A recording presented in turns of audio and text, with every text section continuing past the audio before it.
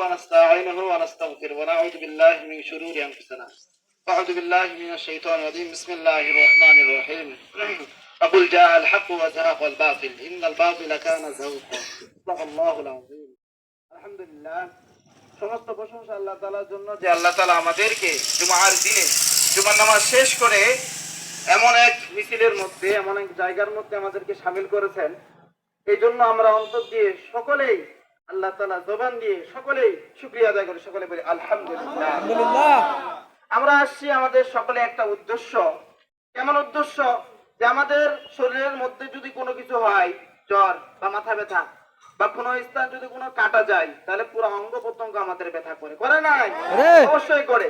আমরা আসছি আমাদের মুসলমান ভাই, আইনজীবী মুসলমান, তাকে হত্যা করা হয়েছে। হ্যাঁ, আমরা শুনছি যে মসজিদেও হামলা করা হয়েছে, করা হয়েছে না নাই? হ্যাঁ, যে ভাইকে হত্যা করা হয়েছে তার কোনো দোষ ছিল না। তার কি ছিল না? কোনো দোষ ছিল না।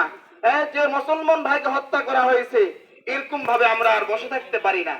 আমাদের ইমানি চেতনা, ইমানের দায়িত্ব হইল যে আমাদেরকে যেভাবে হোক না কেন আমাদেরকে অগ্রসর হওয়া, সেটা মিছিলের মাধ্যমে হোক, সেটা আন্দোলনের মাধ্যমে হোক, প্রয়োজন ব্যতীত আমাদের অস্ত্র হাতে নিতে আমরা দ্বিধাবোধ করবো না। ঠিক আছে?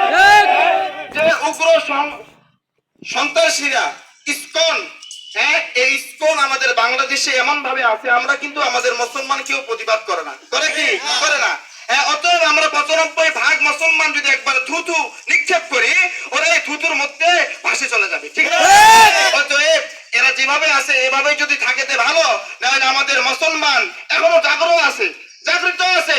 কোন সময় কোন ক্ষেত্রে যদি ডাক চলে আসে, এরকম সমাবেশ চলে আসে, এরকম একটা পর্যায়ে বড়রা যদি সিদ্ধান্ত নেয়, তাহলে মুসলমান আর ঘরের মধ্যে বসে থাকবে না। ঠিক না ভাই?